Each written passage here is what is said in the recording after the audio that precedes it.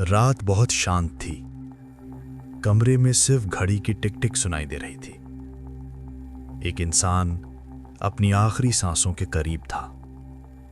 परिवार उसके आसपास खड़ा था। कोई उसका हाथ पकड़कर रो रहा था, कोई भगवान का नाम ले रहा था। और फिर एक लंबी सांस के बाद सब कुछ शांत हो गया। यहीं से शुरू होता है वो सवाल जो हर इंसान के मन में कभी न कभी आता है। मृत्यु के बाद आत्मा के साथ आखिर होता क्या है? कहते हैं जैसे ही शरीर की सांस रुकती है, आत्मा धीरे धीरे शरीर से अलग होने लगती है। उस पल इंसान को ऐसा महसूस होता है जैसे वो बहुत गहरी नींद में जा रहा हो। लेकिन ये नींद अलग होती है। शरीर नीचे होता है और चेतना ऊपर उठने लगती है। कई आध्यात्मिक मान्यताओं में कहा गया है कि आत्मा सबसे पहले अपने ही शरीर को देखती है। वो देखती है कि लोग रो रहे हैं, उसका नाम ले रहे हैं, लेकिन वो चाहकर भी किसी को छू नहीं सकती, किसी को बता नहीं सकती कि मैं यही हूं। सोचिए, जिस घर में इंसान ने पूरी जिंदगी बिताई, जिन लोगों के लिए मेहनत की, जिन रिश्तों को दिल से निभाया, उसी घर में वो मौजूद होकर भी अदृश्य हो जाता है। यही पल सबसे ज्यादा भावुक माना जाता है। आत्मा को धीरे धीरे एहसास होने लगता है कि अब वो शरीर में वापस नहीं जा सकती। उस समय उसके सामने उसकी पूरी जिंदगी किसी फिल्म की तरह चलने लगती है। बचपन, मां की गोद, पिता की डांट, दोस्तों की हंसी, पहली सफलता, पहला दर्द, प्यार, धोखा, संघर्ष, सब कुछ एक एक करके सामने आता है। ऐसा लगता है जैसे समय रुक गया हो और पूरी जिंदगी कुछ ही पलों में दोबारा जी ली गई हो। लेकिन ये सिर्फ यादें नहीं होती। कहा जाता है कि आत्मा उस समय अपने हर कर्म को महसूस करती है। अगर उसने किसी का दिल दुखाया था तो वही दर्द महसूस होता है। अगर किसी की मदद की थी तो वही सुकून महसूस होता है। यही वो क्षण है जब इंसान को अपने कर्मों का असली वजन समझ आता है। आत्मा के सफर का पहला पड़ाव अक्सर मोह और लगाव का होता है। वो अपने घर, परिवार, बच्चों, अधूरे सपनों और उन चीजों के आसपास भटकती है जिनसे उसका सबसे ज्यादा जुड़ाव था। अगर किसी इंसान का लगाव बहुत गहरा हो, जैसे धन, मकान, कोई रिश्ता या कोई अधूरी इच्छा, तो माना जाता है कि आत्मा कुछ समय तक उसी के आसपास रहती है। इसीलिए कई लोग कहते हैं कि मृत्यु के बाद शुरुआती कुछ समय तक घर का माहौल अलग सा महसूस होता है। कभी लगता है जैसे कोई पास खड़ा है, कभी किसी की मौजूदगी महसूस होती है। ये बातें मान्यताओं और अनुभवों पर आधारित हैं, लेकिन इन्हीं ने आत्मा के सफर को रहस्यमय बनाया है। अब सोचिए, उस आत्मा की हालत जो अचानक समझती है कि उसकी आवाज कोई नहीं सुन सकता। वो अपने बेटे को रोते देखती है, पत्नी को टूटते देखती है, मां को भगवान से सवाल करते देखती है, लेकिन उसके पास कुछ भी करने की ताकत नहीं होती। यही बेबसी आत्मा को सबसे पहले महसूस होती है।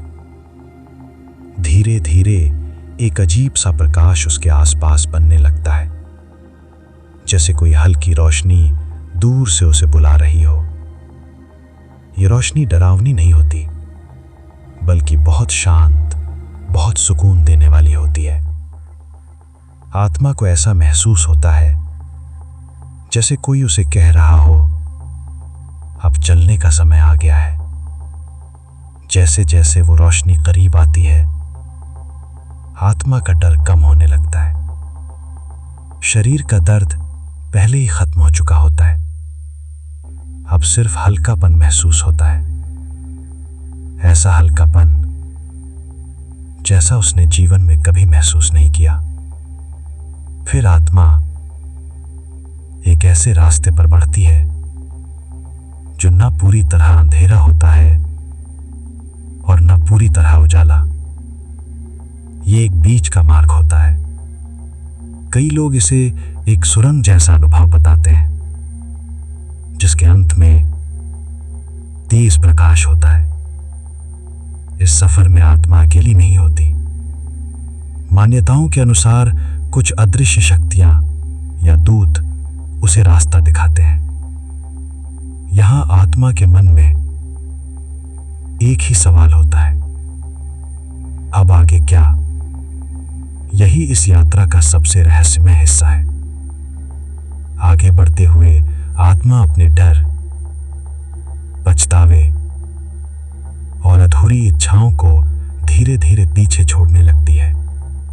लेकिन इच्छाएं बहुत प्रबल हों तो वही इच्छाएं उसे आगे बढ़ने से रोकती भी हैं। और यही आत्मा को समझ आता है कि पैसा, शोहरत, गुस्सा, अहंकार सब शरीर तक सीमित था। जो साथ आया है वो सिर्फ कर्म और भावनाएं हैं। धीरे धीरे आत्मा प्रकाश के और करीब पहुंचती है। वहां पहुंचकर उसे एक अजीब शांति मिलती है।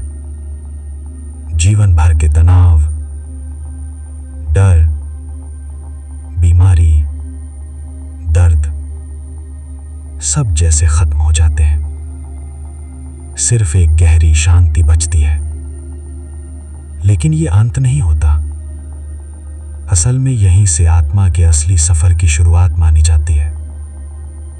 उसे अपने कर्मों का हिसाब समझना होता है, अपने जीवन के उद्देश्य को देखना होता है और ये जानना होता है कि अगला मार्ग क्या होगा। यही कारण है कि कहा जाता है, इंसान मृत्यु से नहीं, अपने कर्मों से डरता है। और शायद यही इस कहानी का सबसे गहरा हिस्सा है।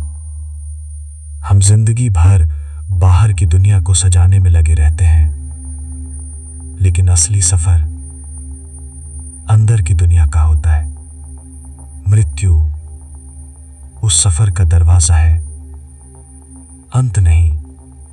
और जब आखिरी पल आए तो आत्मा भारी नहीं, हल्की होकर आगे बढ़े, क्योंकि शायद मृत्यु अंत नहीं, एक नए रहस्य का पहला दरवाजा है। अब आत्मा उस जगह पहुंच चुकी है जहां हर चीज सिर्फ ऊर्जा और चेतना के रूप में महसूस होती है। यहां न कोई दीवार है, न कोई दरवाजा, लेकिन फिर भी ऐसा लगता है जैसे वो एक बहुत बड़े निर्णय के सामने खड़ी है। ये वो पड़ाव है जहां आत्मा को अपनी अगली दिशा का एहसास होने लगता है। चारों तरफ गहरी शांति है, ऐसी शांति जिसमें कोई आवाज नहीं, लेकिन फिर भी बहुत कुछ कहा जा रहा है। आत्मा को महसूस होता है कि अब उसके सामने उसके कर्मों का सिर्फ अनुभव नहीं, बल्कि उनका परिणाम भी खुलने वाला है। जैसे जीवन में बोए गए हर बीज का आगे क्या हुआ, अब वो सब दिखाई देगा। धीरे धीरे उसके सामने दृश्य बनने लगते हैं। वो देखती है कि उसके जाने के बाद उसके परिवार का क्या हुआ। जिन बच्चों के लिए वो चिंता करती थी, वे धीरे धीरे मजबूत हो रहे हैं। जो रिश्ते उसके रहते टूटे हुए थे, उनमें भी बदलाव आ रहा है। कहीं उसकी कमी लोगों को बेहतर इंसान बना रही है, तो कहीं उसकी याद किसी को संभल कर जीना सिखा रही है। ये देखकर आत्मा को एक गहरी समझ मिलती है।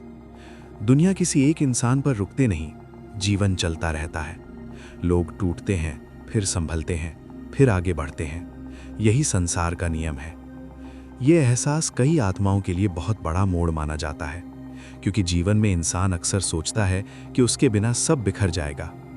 लेकिन यहाँ आकर आत्मा समझती है कि हर किसी की अपनी यात्रा है। हम सिर्फ एक दूसरे के सफ़र का हिस्सा बनते हैं, मालिक नहीं। अब उसके सामने एक और परत खुलती है, उसके जीवन का प्रभाव। उसने जो बातें बच्चों को सिखाई थीं, वे उनके स्वभाव में जिंदा हैं। जो प्रेम उसने अपने घर में दिया, वही आने वाली पीढ़ियों में बह रहा है। अगर उसने गुस्सा, डर या कटुता छोड़ी थी, तो उसका असर भी कहीं ना कहीं दिखाई देता है। आत्मा यहाँ पहली बार समझती है कि इंसान सिर्फ अपने जीवन तक सीमित नहीं रहता, वो अपने बाद भी लोगों के व्यवहार और सोच में जिंदा रहता है। यही वो जगह है जहां आत्मा को अपने अस्तित्व की असली गहराई समझ आती है। फिर उसके सामने कुछ ऐसी आत्माएं आती हैं जो जैसे मार्गदर्शक हों। उनका कोई स्पष्ट चेहरा नहीं, लेकिन उनकी उपस्थिति बहुत शांत और शक्तिशाली होती है। ऐसा लगता है जैसे वे उसे समझा रही हों कि उसकी यात्रा अभी पूरी नहीं हुई, अभी एक और निर्णय बाकी है। ये निर्णय दो राहों जैसा महसूस होता है। एक राह वो होती है जहां आत्मा पूरी शांति में विलीन हो सकती है। यहाँ कोई इच्छा नहीं बचती, कोई शिकायत नहीं रहती, सिर्फ शुद्ध सुकून और एकता का अनुभव होता है। दूसरी राह वो होती है जहां आत्मा को फिर से सीखने, फिर से अनुभव करने और कुछ अधूरे पाठ पूरे करने के लिए वापस जाना पड़ सकता है। कई आध्यात्मिक मान्यताओं में यही वो चरण माना जाता है जहां पुनर्जन्म की संभावना जन्म लेती है। आत्मा को दिखाया जाता है कि उसके भीतर अभी कौन सी सीख अधूरी है। शायद उसे धैर्य सीखना बाकी है, शायद प्रेम को बिना अपेक्षा के समझना बाकी है, शायद शक्ति मिलने पर विनम्र रहना सीखना बाकी है, या शायद क्षमा करना। ये सब देखकर आत्मा के भीतर एक नई समझ पैदा होती है।